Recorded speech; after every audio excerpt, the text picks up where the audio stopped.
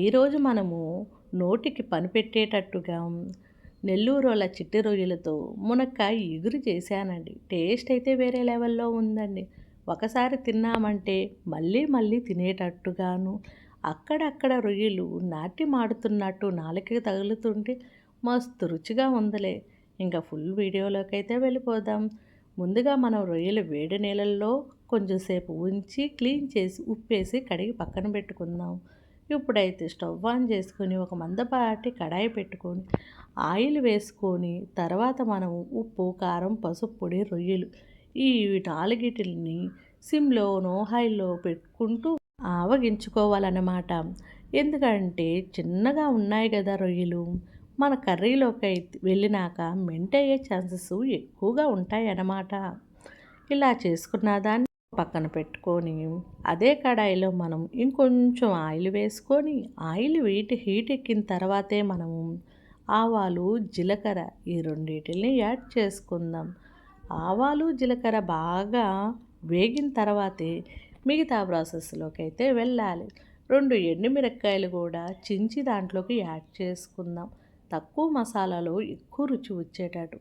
ఇందాక ఆవగించుకున్న మన రొయ్యలు చూడండి పక్కన పెట్టాంగా. ఇప్పుడైతే దీని మసాలాల కోసము టమాటో, పచ్చిమిర్చి, అల్లం, తెల్లగడ్డ, ఒక అరగుప్పుడు కొత్తిమీర వీటిల్ని మనం బాగా మిక్సీ పట్టేసుకోవాలండి. మసాలాలు పెద్ద ఏమీ లేదు, కడుపు మంట రావటానికి.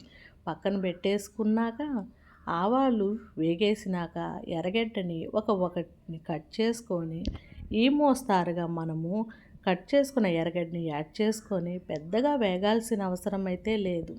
కొంచెం కరివేపాకు కూడా వేసుకున్నాక ఇందాక మసాలా ఉంది కదా దాన్ని కూడా యాడ్ చేసుకుందాం. ఇంకా మిక్సీలో అరాకొర ఉంటే దానిని కూడా మనము బాగా వాటర్ వేసి అలా ఇలా కొట్టి అది వేసుకుందాం. దీంట్లో అల్లం వెల్లుల్లి పేస్టు ఉంది కదా, అందుకోసంగా మనము ఆయిల్ పైకి వచ్చేంత వరకు కంపల్సరీగా మనము ఫ్రై చేయాలి. ఈ మాదిరిగా ఫ్రై చేసి ఆయిల్ పైకి వచ్చిన తర్వాత మనం మునక్కాయలు ఉన్నాయి కదా, మీకు నచ్చిన సైజులో కట్ చేసుకోండి. మునక్కాయలు మన గార్డెన్లోయేనండి, అలా తెంచి ఇలా వేయటం వల్ల ఇంకా రుచిగా ఉండింది.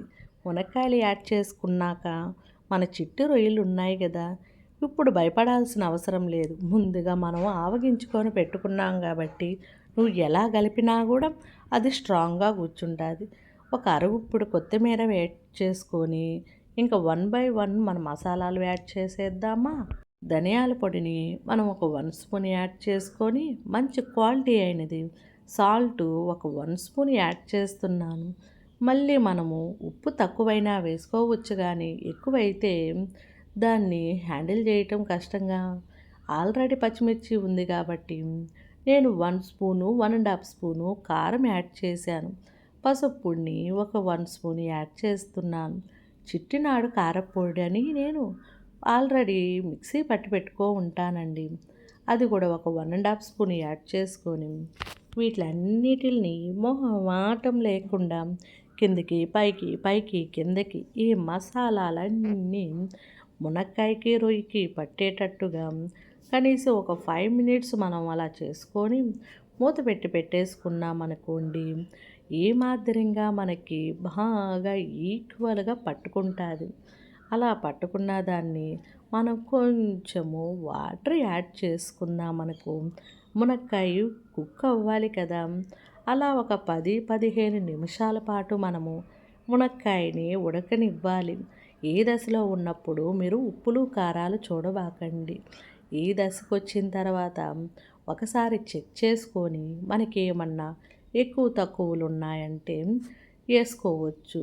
మునక్కాయ ఫ్లేవర్ని ఎక్కడికి పోనీయకుండా మధ్య మధ్యలో మనం కలుపుతూ ఉంటే ఈ చెట్టు రొయ్యలు తగులుతూ ఉంటే కొంచెం కొత్తిమీర కూడా గార్నిష్కి యాడ్ చేసుకుందాం చిట్ట చివరన.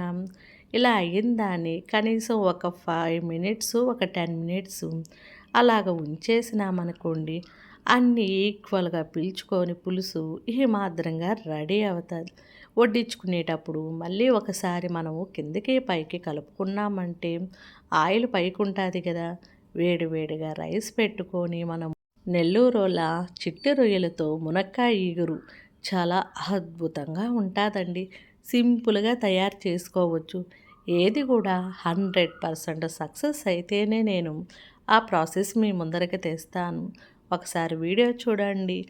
కంటిన్యూషన్గా వండుకొని ఇంటిల్లపాది ఆస్వాదించేటట్టు తినండి.